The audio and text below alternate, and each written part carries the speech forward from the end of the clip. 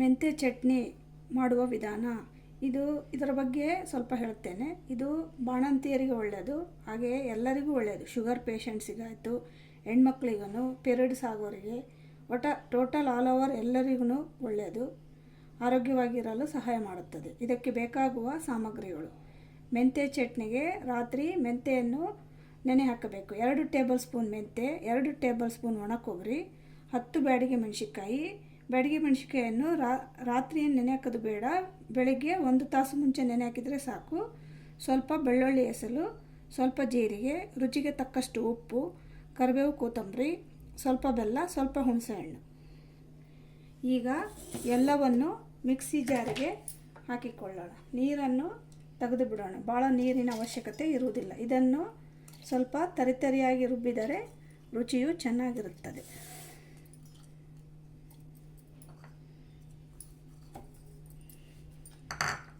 ನೀರು ಭಾಳ ಹಾಕಿದರೆ ಮೊದಲು ನೋಡಿ ಹಾಕಿಕೊಳ್ಳಬೇಕು, ಇಲ್ಲದಿದ್ದರೆ ಬಹಳ ಸಣ್ಣ ಆಗುತ್ತದೆ. ಇದು ತರಿತರಿಯಾಗಿದ್ದರೆ ಚೆನ್ನಾಗಿ.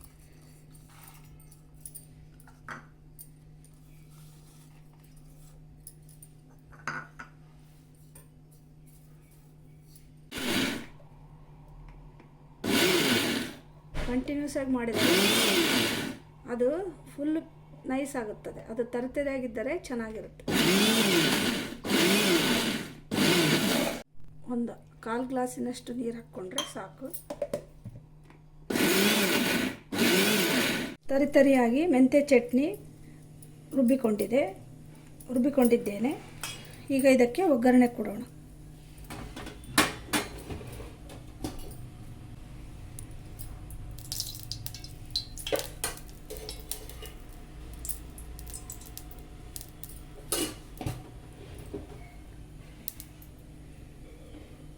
ಈಗ ಚಟ್ನಿ ರೆಡಿಯಾಗಿದೆ. ಅದಕ್ಕೆ ಒಗ್ಗರಣೆಯಲ್ಲಿ ಸ್ವಲ್ಪ ಕಡಲೆಬೇಳೆ, ಸ್ವಲ್ಪ ಉದ್ದಿನಬೇಳೆ,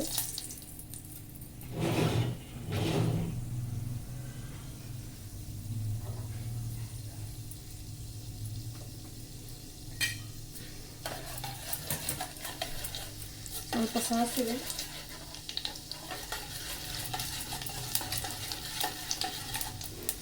ಕರಿಬೇವು, ಕೊತ್ತಂಬರಿ,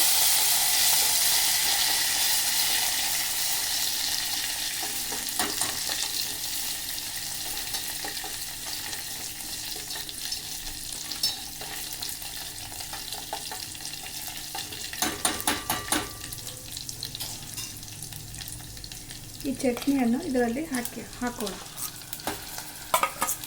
ಇದನ್ನು ಜಾಸ್ತಿ ಪ್ರಮಾಣದಲ್ಲಿ ಮಾಡಿಟ್ಟು ಈ ಥರ ಎಣ್ಣೆಯಲ್ಲಿ ಬಿಸಿ ಮಾಡಿಟ್ಟರೆ ಇದು ಎಷ್ಟು ದಿನ ಆದರೂ ಹಾಳಾಗುವುದಿಲ್ಲ. ಸ್ವಲ್ಪ ಬಿಸಿ ಮಾಡಿದರೆ ಸಾಕು.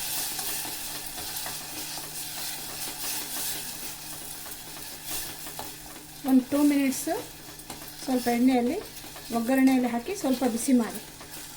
ಇಷ್ಟಾದರೆ ಚಟ್ನಿ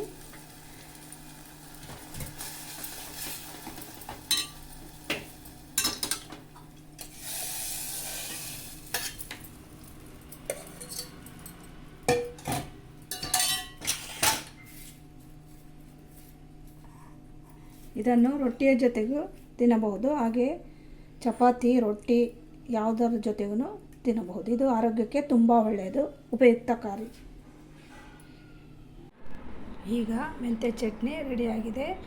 ಹಾಗೆ ಇದು ನಮ್ಮ ಅಮ್ಮನ ಕೈ ರುಚಿಯಾಗಿದೆ. ಇದು ಅವರು ನಮಗೆ ನಮ್ಮ ಡೆಲಿವರಿ ಆದಾಗ ಮಾಡಿಕೊಡ್ತಾಯಿದ್ರು. ತುಂಬ ರುಚಿಯಾಗಿರುತ್ತೆ, ಆರೋಗ್ಯಕ್ಕೂ ಒಳ್ಳೆಯದಾಗಿರುತ್ತೆ. ಹಾಗೆಯೇ ನಿಮಗೆ ನಾನು ಮಾಡುವ ಅಡುಗೆ ವಿಡಿಯೋಗಳು ಇಷ್ಟವಾದರೆ ನನ್ನ ಚಾನಲನ್ನು ಲೈಕ್ ಮಾಡಿ, ಸಬ್ಸ್ಕ್ರೈಬ್ ಮಾಡಿ, ಶೇರ್ ಮಾಡಿ, ಪ್ರೋತ್ಸಾಹಿಸಿ. Thank you.